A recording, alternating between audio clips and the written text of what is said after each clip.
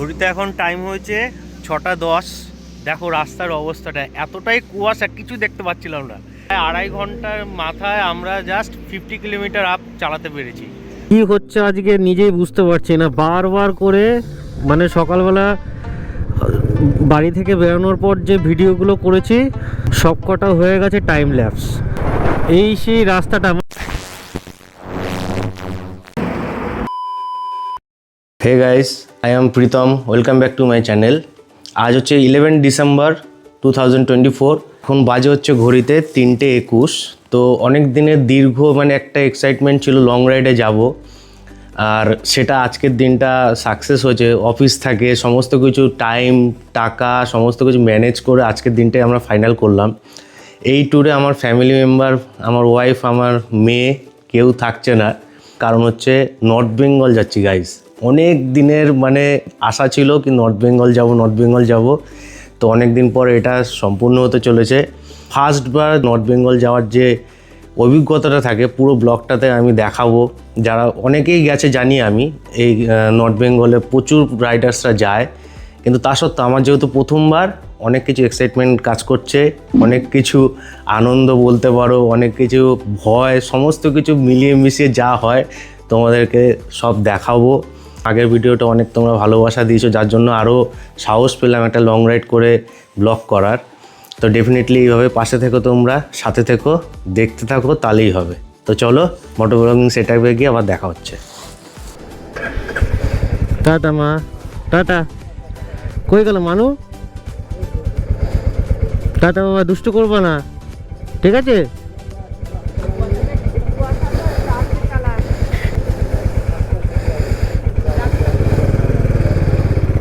আসলাম।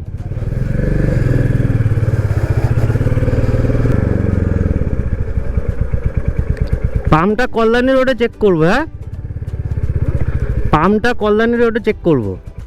আমি তো কিছুই দেখতে পাচ্ছি না। অ্যান্টিফগ মারবি একটু? আমি খুলে নি ভাই, আমার চাপ হয়ে যাবে না হলে। ভাইয়ারটা খুলে নি, দেখতে পাচ্ছি না কিছু। এখান থেকে আমার আর ভিডিও রেকর্ডিং হলো না। এটা আমার বাইকের ফুটেজ না, এই দেখো পাশে যাচ্ছি আমি, এটা আমার বন্ধু দেবুর ক্যামেরায় যে ফুটেজটা উঠেছে ওর থেকে আমি ধার নিয়েছি বেসিক্যালি। ঘড়িতে এখন টাইম হয়েছে 6টা 10। দেখো রাস্তার অবস্থাটা, এতটাই কুয়াশা কিছু দেখতে পাচ্ছিলাম না।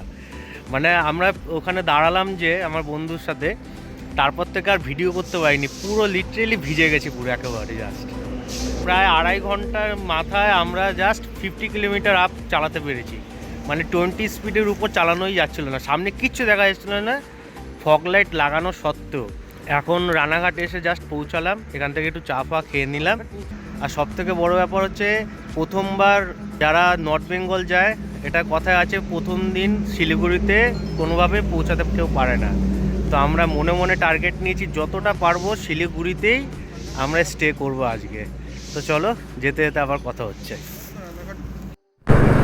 একটু রোদের মুখ দেখা গেছে, হিট যে ঠান্ডা লাগছে, আমার নাক ফাক পুরো বন্ধ হয়ে গেছে, এতটাই কুয়াশা ছিল। তোরা তো দেখলেই। আমরা পলাশী ফুলবাড়ির মোড় জাস্ট ক্রস করলাম, অনেকটাই লেটে চলছি।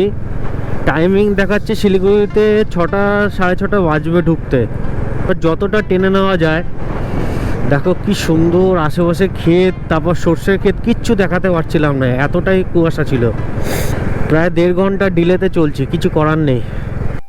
আমরা এখনো পর্যন্ত 180 কিলোমিটার চলে এসেছি। এর মধ্যে ওয়ান ওয়ে লেন কিছু কিছু জায়গায় মানে 7-8 কিলোমিটারের মতন। আর রাস্তা খারাপ সেরকম এখনো পর্যন্ত পাইনি। এবার জানি না সামনে কতটা কি ভালো রাস্তা পাবো, যেহেতু আমার এটা ফার্স্ট টাইম। তোমাদের আগেও বলছি আমার এই রুটে কোনো এক্সপিরিয়েন্স নেই। ফার্স্ট টাইমে যেরকম এক্সপিরিয়েন্স হয়, যেরকম এক্সাইটমেন্ট থাকে, ঠিক সেরকমটাই আমার। যারা প্রথমবার যাবে ঠিক আমার মতনই ফিল করবে। যারা গেছো অনবহু বা তাদের তো পুরো জলভাত হয়ে গেছে ব্যাপারটা।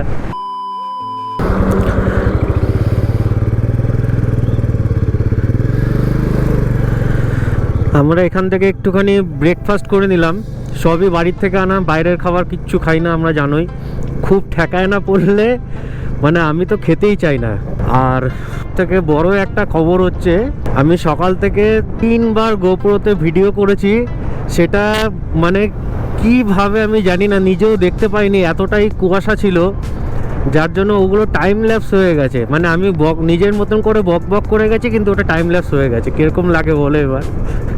এত 3টে পার্টের ভিডিও এরকম যদি হয়ে থাকে, মানে জাস্ট কিছুক্ষণ আগে থেকে যে রেকর্ডিংগুলো করেছি ওগুলো আবার ঠিকঠাক ভিডিও হয়েছে। কিছু করার নেই, ঠিক আছে, ওখানে মানে কিছু দেখানোর মতন ছিল না যদিও, কিন্তু একটা ভিডিও রিদম থাকে, তো সেই রিদমটা একটুখানি খারাপ হলো। আমার বন্ধু হচ্ছে সামনে যাচ্ছে, দেবু, ওই ম্যাপ অন করেছে, তো ওকে ফলো করেই আমি যাচ্ছি। এই বাদিকটা দেখতে পাচ্ছ, এটা হচ্ছে বহরমপুর টাউন, আর বহরমপুর বাইপাস করে এই যে ডান দিকে এটা হচ্ছে মালদা যাওয়ার রাস্তা।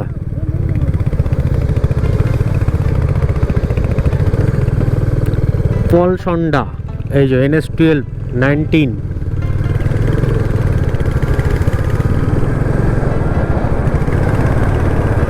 এই রাস্তাটা আই থিঙ্ক ভালো পাবো।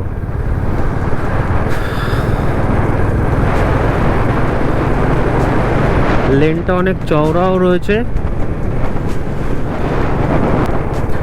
এই সেই রাস্তাটা, মানে ইভেন কালকে রাত্রিবেলাও যেটা বাইপাসটা নতুন করেছে, যেটা টাউনের ভিতর থেকে আগে যেতে হতো, মানে ইউটিউব দেখেছি আমি, সেটা দেখেই বলছি, আমি নিজের জ্ঞান না।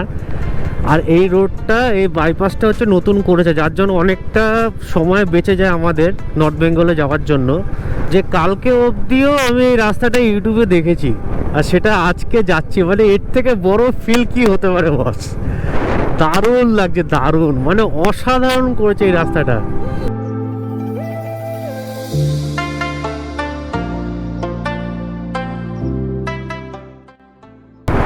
ফারাক্কা এখান থেকে 95 কিলোমিটার। এই ফারাক্কা ব্যারেজের উপর থেকে যাওয়াটা আর আমার একটা স্বপ্ন ছিল, আজকে সেটা যাচ্ছি। মানে ভেবেই কেমন লাগছে যে কত বছর ধরে আমি লোকের ব্লগ দেখে দেখে দেখে দেখে এসে আজ সেখান থেকে যাব, মানে কিরকম ফিল হতে পারে তোমরাই বলো। এটা ওয়ান ওয়ে রয়েছে একমাত্র কারণ ওই যে ওই পাশে রাস্তা এখনও তৈরি হয়নি।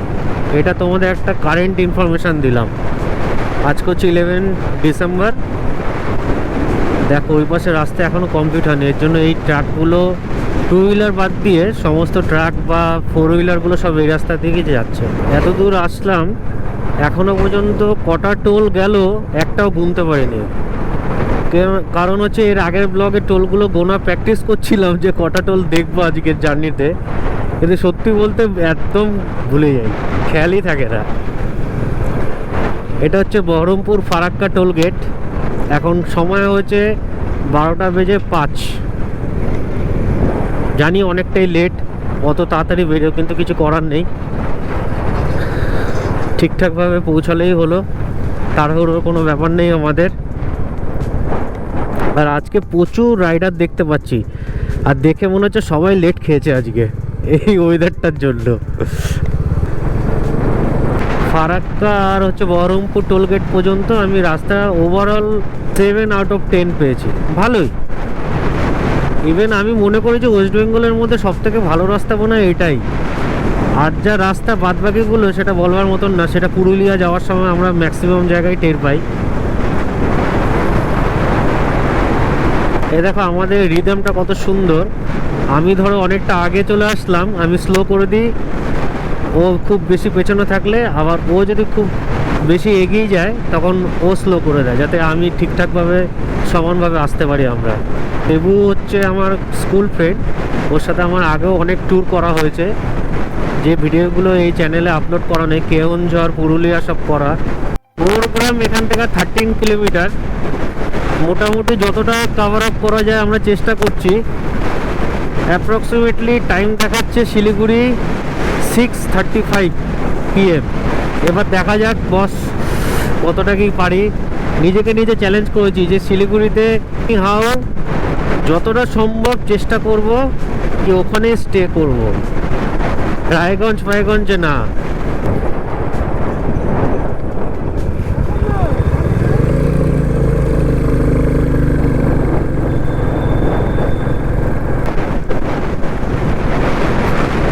এমন জায়গা দাঁড়াবি যেখানে জলের বোতল পাবো, ঠিক আছে?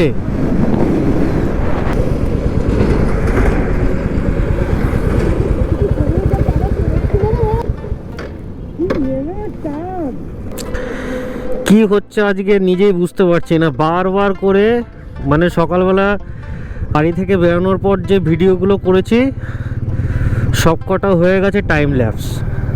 যখন রোদ উঠেছে তখন মানে সকালবেলা কুয়াশাটা অনেকটা ভিডিও করেছি, যেটা বলেছিলাম একটাও ওঠেনি, সব টাইম ল্যাপস হয়ে গেছে। আবার এখানেও কিছু কিছু রাস্তায় আমি নিজের মতন করে বকে যাচ্ছি কিন্তু টাইম ল্যাপস হয়ে রয়েছে, মানে ভিডিও হয়নি। এবার মেবি তার কারণ একটাই হতে পারে, আমি বোধহয় রেকর্ডিং বটমটা গোপ্রো ডবল প্রেস করে ফেলছি আর গ্লাভস পরা তো, এর জন্য ঠিক আইডেন্টিফাই করতে পারছি না যে বটমটা কোথায় আছে, যার জন্য এই দিক্কত আসছে।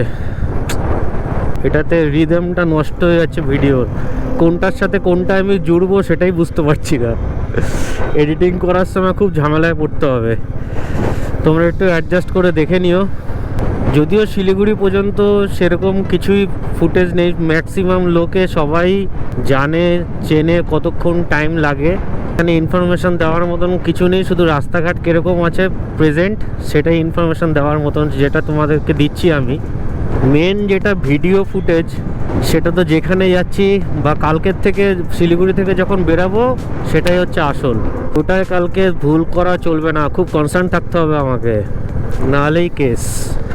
এত শখ, এত দীর্ঘ প্রতীক্ষার পর যে নর্থ বেঙ্গল রাইডটা আমি করছি সেটাতে যদি কোনো রকম ভুল হয়ে যায় বা কোনো প্রবলেম হয় ভিডিওগুলোতে, আমার চেয়ে দুঃখী আর কেউ হবে না। ফারাক্কা সোজা, সাগর দিঘি সোজা, নবগ্রাম বাদিকে।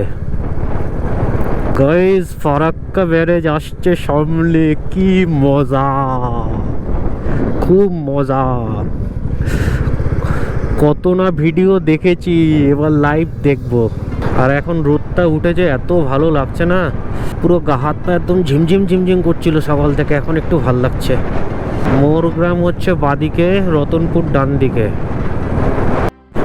এটা হচ্ছে বাদিকে চলে গেল হচ্ছে মোরগ্রাম, আর সোজা হচ্ছে ফারাক্কা যাওয়ার রাস্তাটা। দেখো এটা হচ্ছে চারটে রাস্তার মুখ একদিকে। এই যে মোরগ্রাম ট্রাফিক পোস্ট।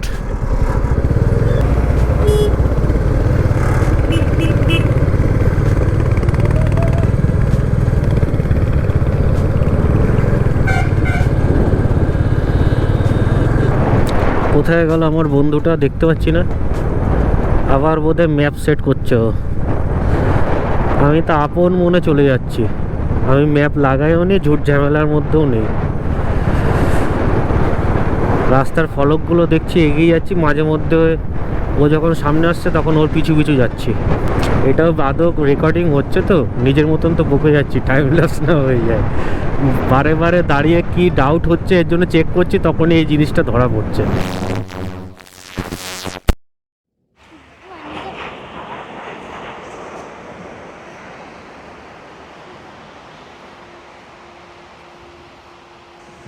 তো হঠাৎ বাইক চালাতে চালাতে কেন সমুদ্রের ধারে তোমাদেরকে ভিডিওতে চলে আসলাম, তার কারণ আছে গাইস।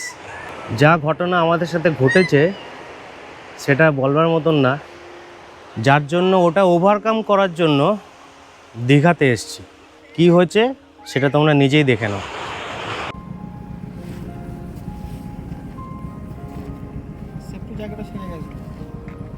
সব ছিঁড়ে গেছে গো দাদা, ওর জন্যই বেঁচে গেছে।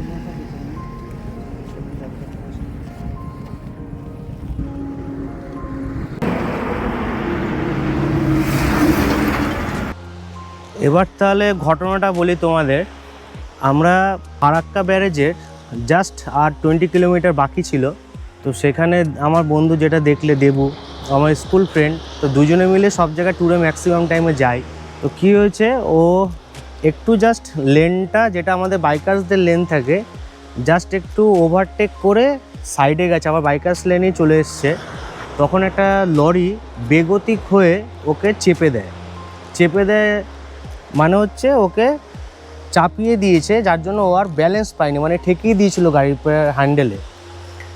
তো ডিসব্যালেন্স হয়ে 4টে ভোল্ট খায়, প্লাস আছড়িয়ে পড়ে গাড়ির উপর। মানে বিভৎস ঘটনা। আমি জাস্ট ওর থেকে 100 মিটারও ডিস্টেন্স ছিল না, অতটা ডিস্টেন্সই ছিলাম। তো যথারীতি ও আর আমি যখনই যাই তখন আমাদের কন্ট্যাক্ট হতেই থাকে যে 500 মিটার্সের গ্যাপ যাতে থাকে, মানে ও যদি আগেও চলে যায় ও দাঁড়াবে সামনে গিয়ে, বা আমি আগে গেলেও আমি দাঁড়াবো সামনে। তো তখন কি হলো, আমার ডাউট হলো যে আমি পেছনে ওকে লুকিং গ্লাসে দেখতে পাইনি। তারপরও জাস্ট ফোন আসলো, ফোনে শুনতে পেলাম যে ও অ্যাক্সিডেন্ট করেছে। তো ওখানকার যারা প্রত্যক্ষদর্শী মানে স্পটে যারা ছিল ওনারা না থাকলে হয়তো ওকে মানে রক্ষা করা যেত না। যেভাবে পজিশানে পুরো মাঝ রাস্তায়, জানোই যদি কেউ অ্যাক্সিডেন্ট করে পড়ে থাকে পেছনে গাড়ি এসে মারবেই। ভগবানের আশীর্বাদ অশেষ যে ওকে সেরকম মেজর কোনো ক্ষতি হয়নি। ক্ষতি বলতে তোমার ওর হাঁটুতে লেগেছে বা শোল্ডারে লেগেছে, যেটা হয় আছাড় খেলে যেরকমভাবে হয়, আর 4বার আছাড় খেয়েছে যতটা ওর মুখে আমি শুনেছি, আমি দেখতে পাইনি। আর ওই ভিডিও আমি করতে চাইনি বা ও করেনি, সেটা দেখলে বারবার না আমাদের একটা ট্রমার মধ্যে থাকতে হবে। ওটা শুনেই আমার ট্রমায় চলে এসেছি। তো দেখলে হয়তো কতটা আমি কবে ওভারকাম করতাম, মানে আমার কথা জড়িয়ে যাচ্ছে বুঝতে পারছি, ওটা ভাবলেই কবে ওভারকাম করতাম কোনো সিউরিটি ছিল না। যেটা বলার, ওখান থেকে আবার টোয়িং করলাম ওর গাড়ি, মানে গাড়ি চলবার মতন নেই, হ্যান্ডেল ফ্যান্ডেল বেঁকে সব কিছু ভেঙে গেছে ম্যাক্সিমাম টাইপ। তো ওখান থেকে টোয়িং করে আবার রিটার্ন ব্যারাকপুর আনা হয়। ও আমাকে একা ছাড়তে চাইছিল না, যেহেতু ওরকম ঘটনা দেখেছি আমি একা যাব, যদি আমি কিছু অসুবিধা বিপদে পড়ে যাই। দুজনে গেলে তাও কথা বলতে বলতে যাওয়া যায়। ওর অতটা পেন থাকা সত্ত্বেও ও আমার গাড়িতে বসে, তারপর আবার রিটার্ন করি আমরা বাড়িতে, মানে হচ্ছে গতকালই। এবার বাড়িতে আসার পর থেকে না এতটা আশা করেছিলাম, মানে দেখতেই পারছিলে যে কতটা এক্সাইটমেন্ট ছিল। তার উপর ওর ওরকম হলো, সমস্ত কিছু আমাদের হোটেল বুক করা, প্রচুর আমাদের ইনভেস্টমেন্ট হয়েছে এই ট্যুরটার জন্য, সেফটি পারপাস বলো যাবতীয়। তো সব কিছু ওটা ভাবলে হয় না, যাক ও ভালো আছে, গাড়ি আবারও ঠিকঠাক করা যাবে, কোনো অসুবিধা নেই। তো যতটা রক্ষা হয়েছে সবই উপরওয়ালার দয়ায়। আর যেটা বলার, প্রোটেকটিভ গিয়ার তোমরা অবশ্যই ইউজ করো। দেখতেই পেলে ওর প্রোটেকটিভ গিয়ারগুলো কী অবস্থা, পুরো ছিঁড়ে মানে তছনছ হয়ে গেছে। পায়ের নি গার্ড থেকে শুরু করে রাইডিং জ্যাকেটের শোল্ডার এখান থেকে পুরো একদম উঠে গেছে ছিঁড়ে। মানে ওটা প্রোটেকটিভ গিয়ার হেলমেট ছাড়া কোনোভাবেই রক্ষা পেত না, ওকে খুঁজে পাওয়া যেত না। সিরিয়াসলি বললাম, অনেকে বলে পুলিশের থেকে বাঁচার জন্য হেলমেট পরি, রিকোয়েস্ট করছি হাত জোর করে সবাই পরো, নাহলে খুব বড় বিপদে তোমরা, যার না হয় সে বুঝতে পারবে না, মানে যার হয়েছে আর যে দেখেছে সেই একমাত্র ফিল করতে পারে যে অ্যাক্সিডেন্টের সময় কি হয়। সবাই ইউজ করো, যেখানে দূরে লং ড্রাইভে যাও না কেন হেলমেট অবশ্যই মাস্ট, আর চেষ্টা করবে riding jacket riding pad use করার, আর ভালো শ্যুজ ইউজ করা। তোমরা রাইডিং শ্যুজ পরার দরকার নেই যদি এফোর্ট না করতে পারো, অন্তত পক্ষে একটা হার্ডি শ্যু, কাপড়ের শ্যু ইউজ করো না, এইসব জিনিসগুলো ইউজ করো। আর কিছু বলার নেই। তো আমরা ওটা ট্রমাটাকে কাটানোর জন্য আমার ওয়াইফ আর মেয়েকে নিয়ে দীঘায় আজকেই ভোরবেলা চলে আসলাম। জাস্ট দেখো, উত্তরবঙ্গের ফিল তো আর দীঘাতে নিয়ে যাওয়া যাবে না, মানে উত্তরবঙ্গের ফিল তো আর দীঘায় পাওয়া যাবে না। তা সত্ত্বেও যতটা ওভারকাম করা যায়, মানে একদম ডিপ্রেশনে চলে গেছিলাম প্রায়, ও সেরকম পরিস্থিতি। আরেকটা জিনিস, ও অনেকটাই ভালো আছে, ও ডাক্তারের চিকিৎসাধীনে আছে, সেরকম মেজর কোনো ক্ষতি হয়নি।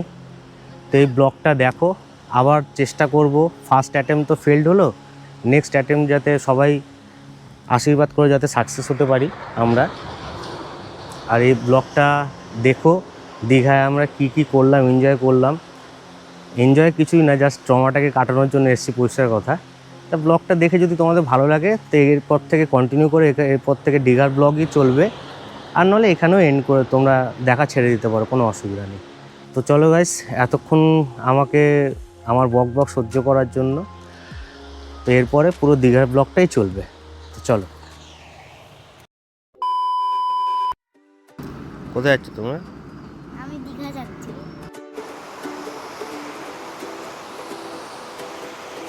আমাকে দেখো ভিডিওতে। এই তো, এই ছিটাবি না বাবা, অত দূর যায় না, অত দূর যায় না। আমার মেয়ে সমুদ্রে যে কি ভালোবাসে, ওকে যতই পাহাড় দেখানো কেন, মানে এক একজনের হয় না, কেউ কেউ সমুদ্র ভালোবাসে, কেউ কেউ আবার পাহাড় ভালোবাসা। আমার মেয়ে মানে পাহাড় বলতে, সমুদ্র বলতে জান পুরো। সমুদ্রতে এসে দেখো কি মজা, দেখো ওদের। আমার সত্যি বলতে আমার ভালো লাগে না অতটা। কোথায় দেখা যাচ্ছে? হ্যাঁ, আমার সত্যি বলতে সমুদ্র অতটা ভালো লাগে না, শুধু জল আর জল, আর কিচ্ছু দেখার নেই। তার সাথে যার যার পছন্দ, আমার পাহাড় পছন্দ, যেতে তো পারলাম না গাইস, বললামই। তো এদেরকেই মজা দিই, অন্যের মজা মানে অন্যকে মজা দিলে নিজেও অনেক সময় মজা পাওয়া যায়, যার জন্য আসা। তো ওরা এনজয় করুক, দেখো।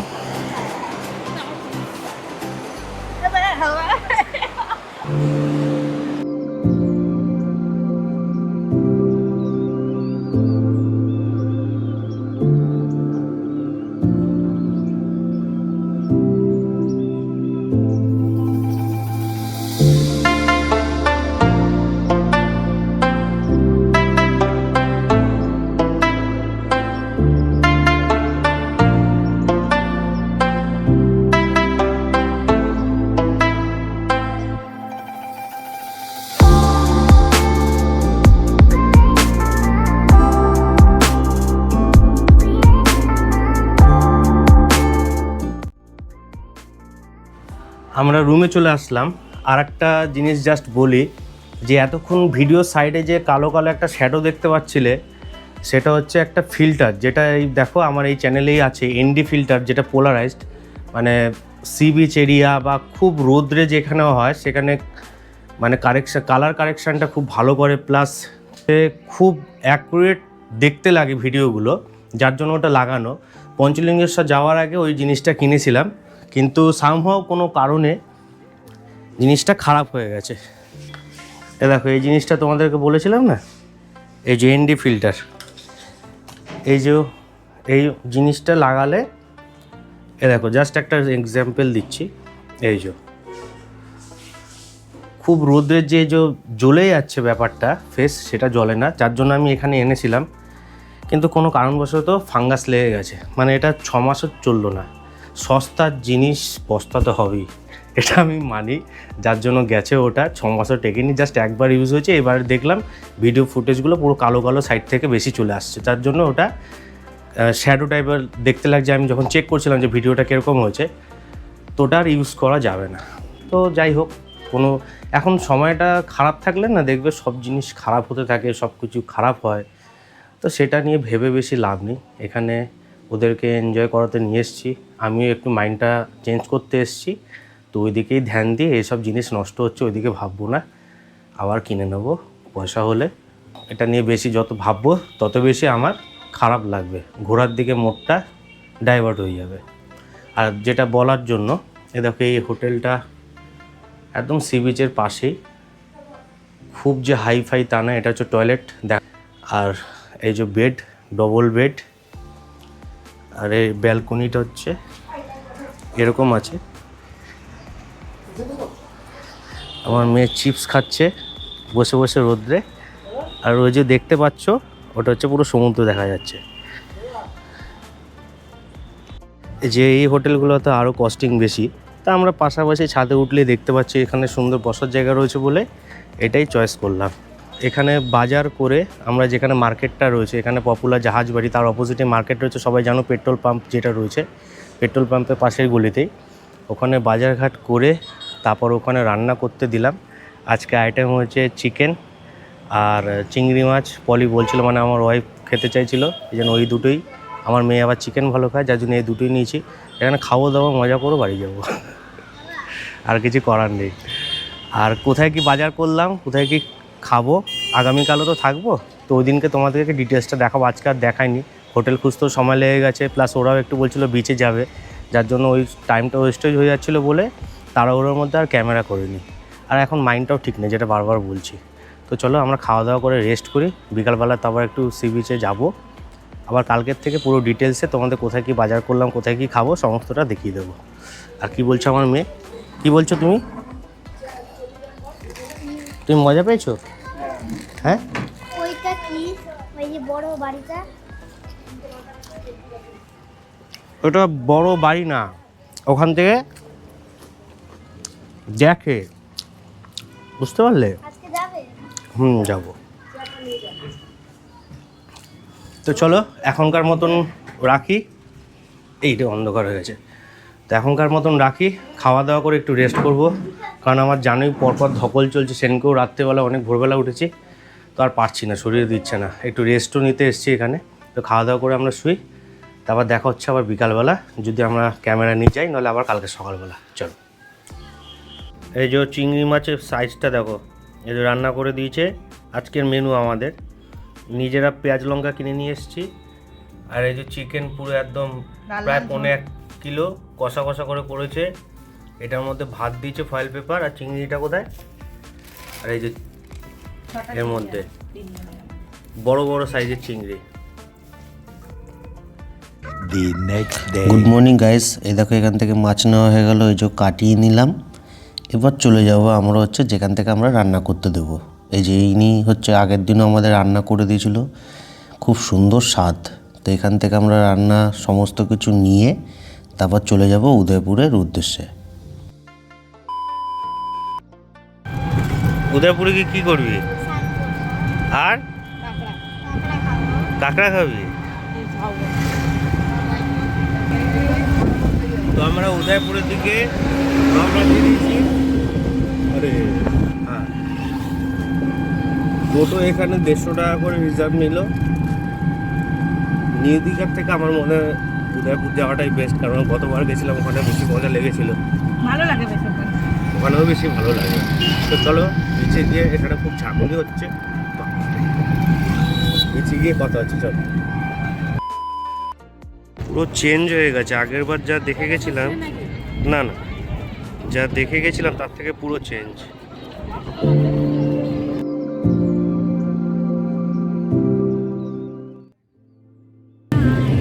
Good morning guys, Udaipur beach থেকে তোমাদের গুড মর্নিং করছি। আমরা সকাল সকাল উঠে, অনেক বেলা করে উঠেছি, এই জন্য গুড মর্নিং করা হয়নি।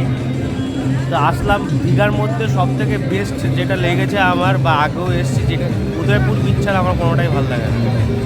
এখানে বসার জায়গা থাকে,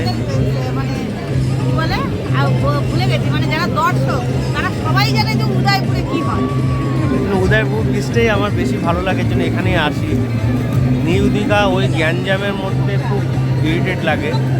তো আমরা কিছু কাঁকড়া অর্ডার করেছি, তারপর হচ্ছে কিছু মাছ ভাজা অর্ডার করেছি, এগুলো বসবো, ওরা দুজন স্নান করবে, আমি এখানে বসে দর্শক আছি। তো চলো দেখতে থাকো কী কী খাই আমরা অর্ডার করি, তোমাদেরকে দেখাচ্ছি।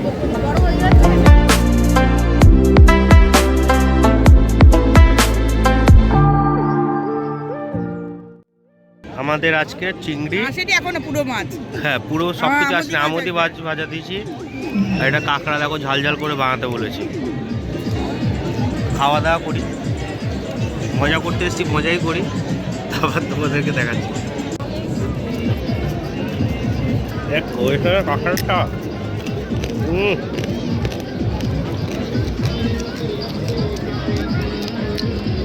আর একটা স্নান করছে আর এসে খাচ্ছে, দেখো সেই লাগে।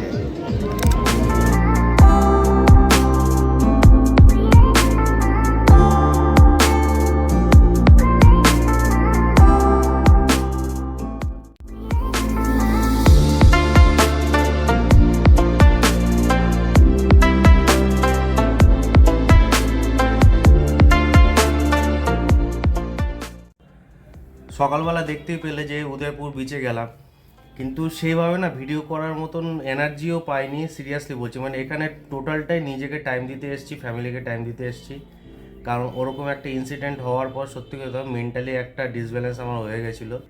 আর এই কারণে অতটা ব্লগেরও আমার ইন্টারেস্ট ছিল না, কারণ ওখানে একটা আশা করে গেছিলাম যে ওখানে ব্লগ করব, নর্থ বেঙ্গল বলে কথা, ওখানে সৌন্দর্যতা আরও বেশি। অনেক আগে আমি গেছিলাম, তারপরে আর যাওয়া হয়নি। তো বাইকে করে একটা সবারই স্বপ্ন থাকে নর্থ বেঙ্গল বা লাদাখ করার, সেরকম আমারও একটা স্বপ্ন ছিল, যেটা হয়নি। আশা করি নেক্সট বার হবে। এখানে এসছি জাস্ট সেরকম ব্লগ করব বা সমস্ত কিছু দেখাবো। দীঘাতে এমন কেউ নেই বাঙালিরা যে কেউ ঘুরে যায়নি বা জানে না কোথায় কি আছে না আছে, তো সেই কারণে আরও দেখানোর আমার ইচ্ছাও ছিল না। আর আমরা কোনো খুব হাইফাই রিসর্টেও ছিলাম না যে সেই রিসর্টের কোনো ফুড ব্লগ করব বা ওখানকার কি প্যাকেজ আছে সেটা বলবো। খুবই নমিনাল একটা হোটেল, এখন রেট কম, 2000 টাকা এটা সিজনের রেট থাকে। আমরা মাত্র 800 টাকায় ডবল বেড রুম যেটা তোমাদের দেখালাম, জাস্ট এটা পেট্রোল পাম্প দীঘার যে পেট্রোল পাম্পটা আছে তার পাশেই আছে। আর 3 রাস্তার মোড়টা পড়ে। হোটেলটার নাম হলো সাগরিকা। তোমাদেরকে মানে যেভাবে আসলে সুবিধা হবে সেটা আমি ভিডিও এন্ডে দেখিয়ে দেবো যে কোন জায়গাটায় এক্স্যাক্টলি হোটেলটা পড়ে। একদম সামনেই, বাস স্ট্যান্ডের পাশেই। খুবই পরিষ্কার পরিচ্ছন্ন, ওনাদের বিহেভিয়ারও খুব ভালো। আর খাবার যেটা বললাম, সকালবেলা যেরকম বাজার করে আমরা দিয়ে আসছি, এখানে রান্নার ব্যবস্থা রয়েছে, সেরকমভাবে আমরা খেয়েছি। মানে একদম বাজেট ফ্রেন্ডলিভাবে খরচা করে এই ট্যুরটা করেছি আমরা 2-3 দিনে, আর এর বেশি কিছু না। আর উদয়পুরে প্রচুর, জানো সবাই, যে প্রচুর গান চলছে, পাশ থেকে কপিরাইটের প্রবলেম আসতে পারে, এই জন্য ওখানে ভিডিও সেরকম আমি কথাও বলতে পারিনি। তো বিকালবেলা একটু সমুদ্রে পাড়ে গেছিলাম, দেখতে পেলে ঠিক থেকে ভিড়। ভেবেছিলাম শীতকালে দীঘায় অতটা ভিড় হবে না, কিন্তু ডেফিনেটলি এটা ভুল ধারণা আমার। অনেক ভিড় রয়েছে, প্রচুর পর্যটক। আজকে স্যাটারডে, কালকে সানডে বলে আরও বেশি ভিড় রয়েছে। আর আমাদের রাত্রিবেলা জাস্ট রুমালি রুটি পাশেই ছিল, 6 টাকা করে, এটা 7 টাকা করে পিস নিল এরকম। আর তরকা এরকম একটা কিছু খাওয়া দাওয়া করে কমপ্লিট। এবার ব্যাগ গুছানোর পালা, কালকে সকালবেলা আবার বাস রয়েছে। এই হচ্ছে নর্মাল একটা ট্যুর করলাম। তোমাদের হোটেলের নাম আর ফোন নাম্বার ডিসক্রিপশানে দিয়ে দেবো, যাতে যারা বাজেট ফ্রেন্ডলি হোটেল চাও, এখানে এসে পরিষ্কার পরিচ্ছন্ন ফ্যামিলি নিয়ে থাকার মতো। হ্যাঁ, আর হোটেলের ছাদ থেকে সি বিচ দেখা যায়, যেটা দেখলেই খুব ভালো লাগবে, মোটামুটি খুব ভালো লাগবে। এখানে ফ্রেন্ড মানে সার্কেল বা ব্যাচেলার্সদের ভাড়া দেয় না, উনি যেটা মালিক বললো আমাকে, শুধু ফ্যামিলি মেম্বাররাই এখানে ভাড়া ওনারা দিয়ে থাকে। তো এই যে আমার মেয়ে, খাওয়া দাওয়া হয়ে গেছে, এবার শোয়ার পালা। তোমার ভালো লেগেছে তো? কতটা ভালো লেগেছে? অনেক ভালো লেগেছে। কি কেনাকাটা করলাম বললে না?